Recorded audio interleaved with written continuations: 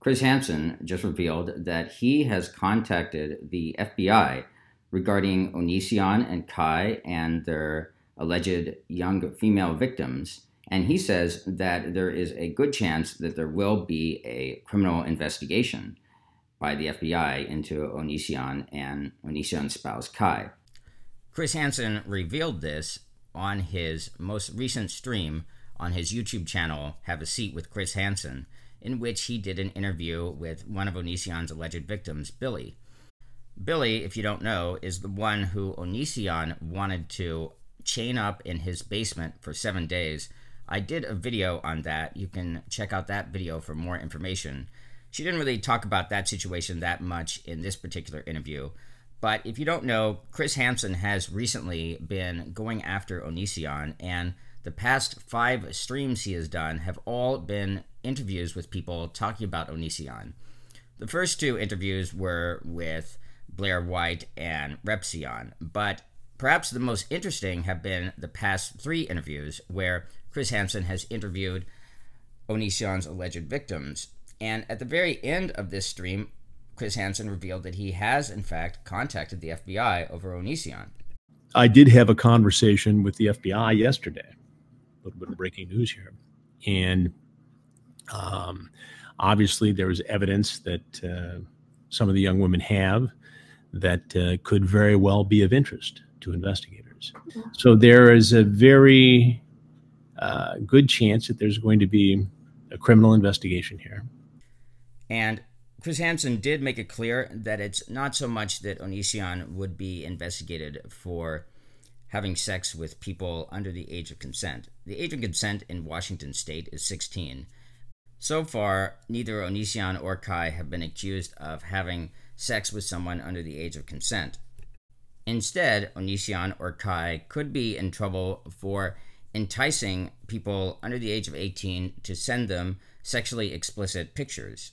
Even in states where the age of consent is below 18, it's still a crime to induce people under the age of 18 to produce sexually explicit pictures or videos of themselves. Even though Greg, Jackson, Onision, Kai apparently were very careful about ages in terms of having young women visit, sexual relations, and everything else, what many people in these cases don't know, don't think about, aren't aware of, is that the transmission of sexually explicit pictures of people younger than 18 is a federal crime.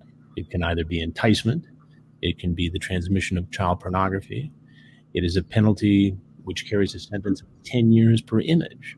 There has been something of a renewed interest in Onision and this whole situation ever since recently Sarah, a girl who had been living with Onision when she was 16, came out and said that Onision did have sex with her when she was 18. Sarah has been interviewed on Chris Hansen's YouTube channel, Have a Seat with Chris Hansen, but before she did the Chris Hansen interview, she did an interview with Blair White. Now, for some reason, I don't know why, Blair White actually did say at the beginning of her video that it doesn't look like Onision broke any laws in this situation. But like Chris Hansen said, although it doesn't look like Kai or Onision had broken any laws when it comes to age of consent, it does seem like, at least if Sarah is telling the truth, they might very well have broken the laws when it comes to having Sarah send Kai sexually explicit photos. Sarah did tell Blair White that Kai would send nude photos of himself to Sarah, and that Sarah did at least once send Kai a topless photo of herself.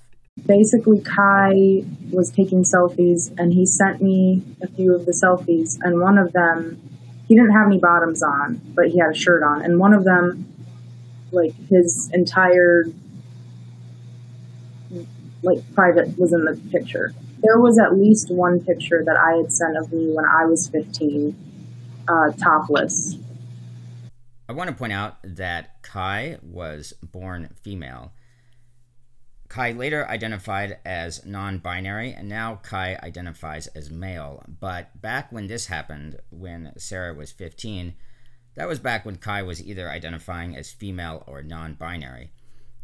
I also want to point out that not only is child pornography illegal, but child grooming is illegal, and it's both a federal crime and also a crime in Washington state. Now, the issue about anti-child grooming laws is some of the behavior that could be child grooming could also be behavior that is not really child grooming. Like, for example, giving a gift to a minor.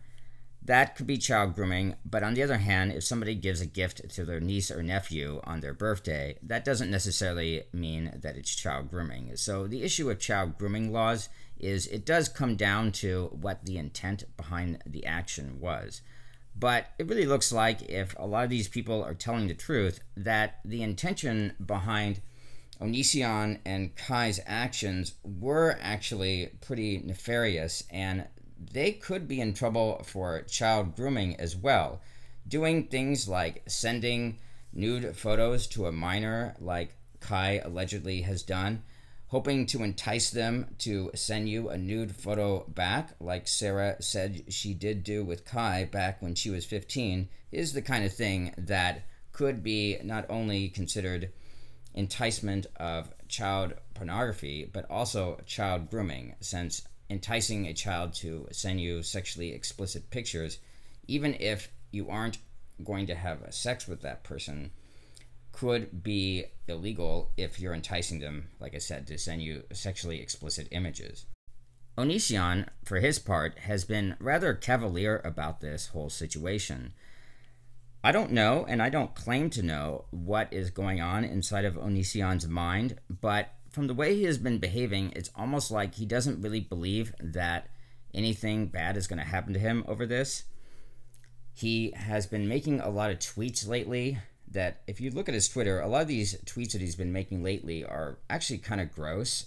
He's been making a lot of sexually explicit tweets from the role of a sexual dom. I could understand doing that to some extent, and I do believe that he has made tweets like this in the past, but recently he's been making a whole lot of them, and a lot of them are rather disturbing. You can go to his Twitter and see what I mean. I don't want to put them in this video.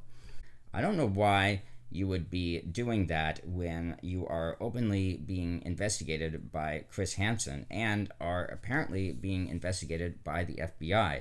Now, he did actually post a link to a recent live stream he had, a live stream where he was playing video games and talking to some of his Patreons on Discord, and he actually did talk about how Chris Hansen has apparently called the FBI on him. He did mention that the FBI is allegedly investigating him, although he said he doesn't really know if he believes that, since he doesn't really know what to believe anymore. And he basically reiterated that he doesn't think that he's going to be in trouble because, well, none of these people were below the age of consent when he had sex with them. But like I said, and like Chris Hansen said, that is not what he or Kai would be investigated for.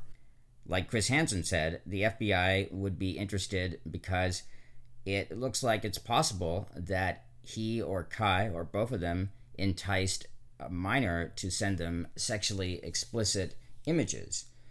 And according to Chris Hansen, there is a strong possibility that the FBI is either doing or going to do a criminal investigation into this matter. Chris Hansen also said that he would keep the audience posted. And like I said, they could also be on the hook for possibly breaking child grooming laws. Now, I don't know if Onision is in reality actually worried about this and is just trying to give off the impression that he's not really worried about this, or if he is actually not really worried about this. Like I said, I don't know what Onision is thinking. It will be interesting to see how this whole situation pans out. So far, YouTube has not actually done anything to sanction Onision, but it's quite possible they would if this ends up getting more publicity. Although this situation has gotten attention from people like Chris Hansen, it hasn't gotten as much mainstream media attention as the, say, Logan Paul Japanese forest situation did. If it does get more publicity in the future, or if Onision or Kai are convicted of something related to this whole situation, then they might also do something to sanction them. Thanks very much to my Patreon producer, Lena, aka Lollipop, and my Patreon associate producer, Jamie Joy. So if you like this video, go ahead and give it a like, and if you haven't already, subscribe to my channel, click the bell icon for notifications, and together we shall take over the world.